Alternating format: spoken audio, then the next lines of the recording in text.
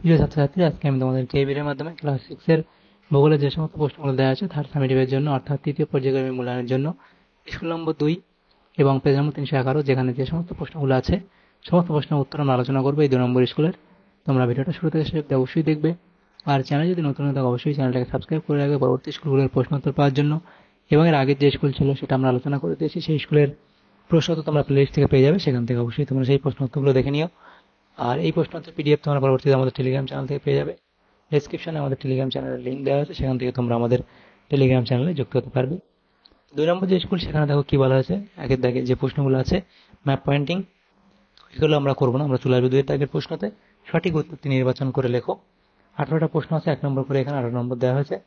2 এর দাগের 1, সেটা কি বলা হয়েছে দেখো। যে পূর্ণবৃত্তাকার রেখা পৃথিবীকে সমান দুভাগে ভাগ করে তা হলো মহাবৃত্ত, অপশন এ।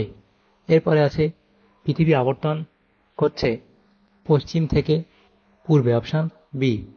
এরপরে প্রশ্ন, সূর্যাস্তের ঠিক পরের সময়কে বলা হয় উষা, অর্থাৎ অপশন এ। এরপরে কোনো গ্রহে বাতাস না থাকলে সেখানে আকাশের রং হবে, সেটা হবে কালো, অর্থাৎ অপশন সি। তারপরে আছে স্ট্র্যাটোস্ফিয়ারে যে গ্যাস অতি বেগুনি রশ্মি শোষণ করে তা হলো ওজোন, অর্থাৎ অপশন ডি।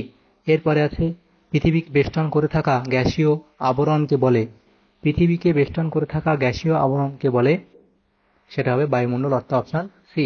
তারপরে আছে বাতাসে ধুলোর কণায় সূর্যরশ্মি প্রতিফলিত হয়ে বিচ্ছুরিত হলে আকাশের রং হয় নীল, অর্থাৎ অপশন এ। এরপরে আছে যে পদ্ধতিতে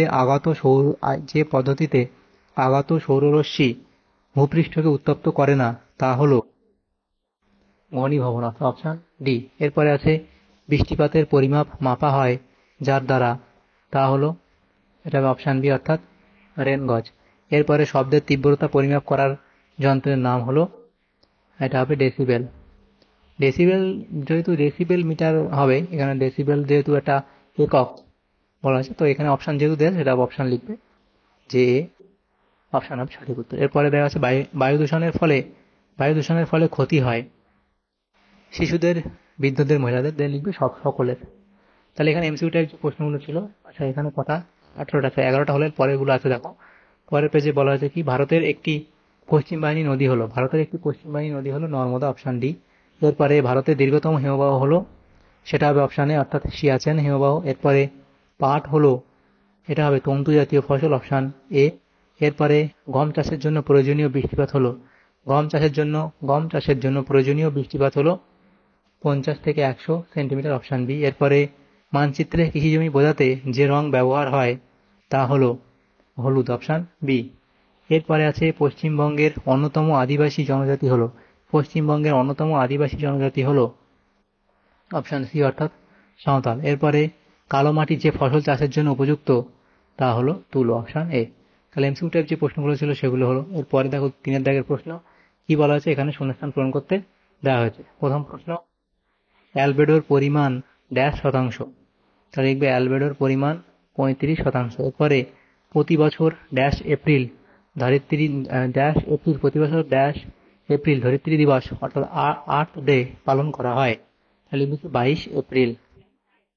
এরপরে আছে ভারতের কৃষিকাজ ড্যাশ বৃষ্টিপাতের উপর নির্ভরশীল, তাহলে লিখবে ভারতের কৃষিকাজ মৌসুমী বৃষ্টিপাতের উপর নির্ভরশীল। এরপরে এই যে চিহ্নটা দেওয়া আছে, এই প্রথাগত প্রতীক চিহ্ন দ্বারা ভৌগোলিক মানচিত্রে ড্যাশ বোঝানো হয়, তাহলে লিখবে কি, এখানে ভৌগোলিক মানচিত্রে লিখবে মন্দিরকে বোঝানো, অর্থাৎ মন্দির বোঝানো হয়। এরপরে যে প্রশ্নগুলো আছে দেখো, তাহলে এখানে এই যে শূন্যস্থানগুলো ছিল সেগুলো হলো।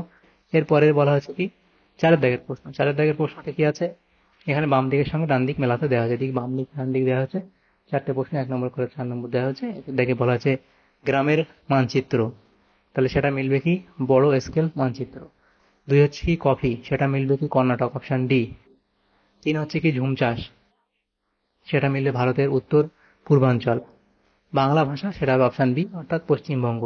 এভাবে বাম দিক ডান দিক মিলিয়ে নেবে। এরপরে 5 এর দাগের যে প্রশ্নগুলো আছে দেখো, বলা আছে কি, নিচের প্রশ্নগুলির এক কথায় উত্তর দাও। প্রথম প্রশ্ন, ম্যাপ শব্দটির উৎপত্তি কোন ল্যাটিন শব্দ থেকে এবং এর অর্থ কি, তাহলে এটা লিখবে কি, এটা হলো কি, এই যে বলা আছে ম্যাপ শব্দটির উৎপত্তি কোন ল্যাটিন শব্দ থেকে, সেটা লিখবে ম্যাপা। ম্যাপা, এর অর্থ কি, লিখবে কাপড়। এটা হলো। এরপরে দার্জিলিং ও অসমে কোন বাগিচা ফসলের চাষ হয়? তোমরা সবাই জানো, চা। এরপরে সিন্ধুদের সিন্ধু নদের উৎস সিন্ধু নদের উৎস কোনটি? তাহলে সিন্ধু নদের উৎস কোনটি? লিখবে তিব্বতের মানস সরোবরের নিকট কৈলাস পর্বত। তিব্বতের মানস সরোবরের নিকট কৈলাস পর্বত।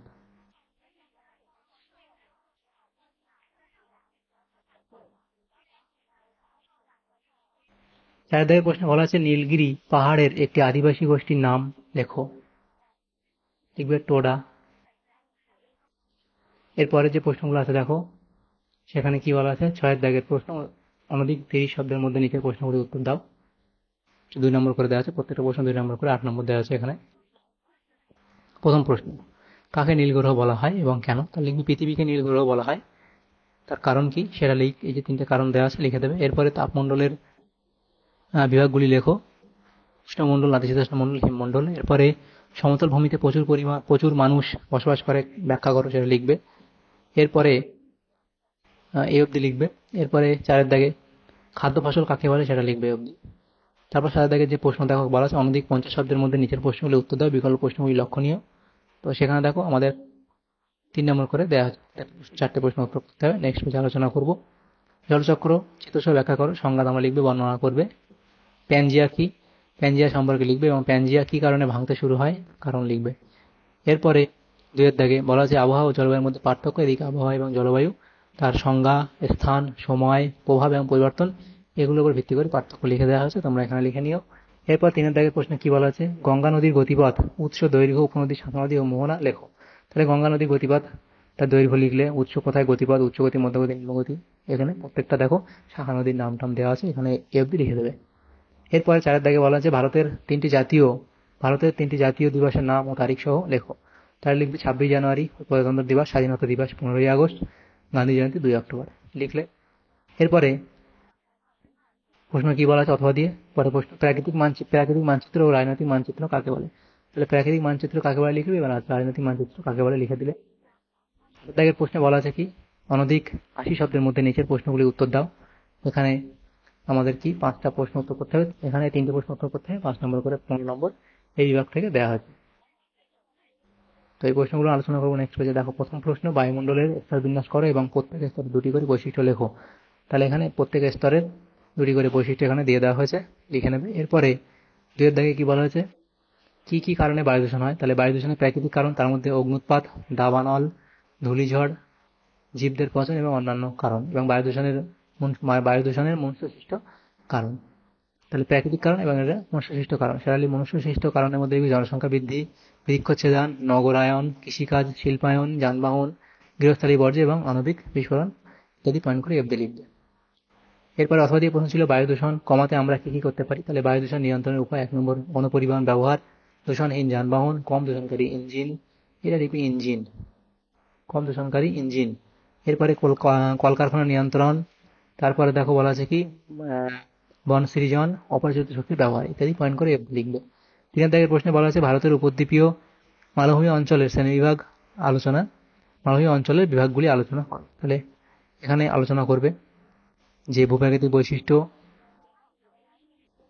তারপর সীমা, উচ্চতা, তারপর দেখো এই মধ্যভাগে উচ্চভূমি এবং পর্বতের পূর্বভাগে উচ্চভূমি, দাক্ষিণাত্য মালভূমি ইত্যাদি পয়েন্টগুলো করে অব্দি লিখবে। এরপরে অথবা দিয়ে প্রশ্ন ছিল এই প্রশ্নের সাথেই ভারতের ধান চাষের ভৌগোলিক পরিবেশ, এটা স্পেলিং ঠিক করে উষ্ণতা হবে, এটা স্পেলিং ঠিক করে উষ্ণতা লিখবে। উষ্ণতা, বৃষ্টিপাত আর মাটি, আর্দ্রতা, জমি ইত্যাদি লেখো। তাহলে এখানে জলবায়ু, তার এটা উষ্ণতা, বৃষ্টিপাত, আর্দ্রতা, ভূমির প্রকৃতি, মৃত্তিকা পয়েন্ট করে লিখবে। তাহলে দেখো আমাদের এখানে যে প্রশ্নগুলো ছিল সমস্ত প্রশ্নের উত্তর আমরা আলোচনা করে দিলাম আজকে। ক্লাস 6-এর 2 নম্বর স্কুলে ভূগোলের যে প্রশ্নগুলো ছিল থার্ড সামেটিভের সমস্ত প্রশ্নগুলো উত্তর আমরা আলোচনা করলাম আজকে এই ভিডিওর মাধ্যমে। তোমাদের যদি সামান্যতম উপকার এসে থাকে ভিডিওটা অবশ্যই লাইক করবে, বেশি বেশি করে বন্ধুদের সাথে শেয়ার করবে। আর পরবর্তী যে স্কুলগুলো আছে সেগুলোর প্রশ্ন উত্তর পাওয়ার জন্য অবশ্যই তোমরা আমাদের চ্যানেলটাকে সাবস্ক্রাইব করে রাখবে। Thank you, thanks for watching.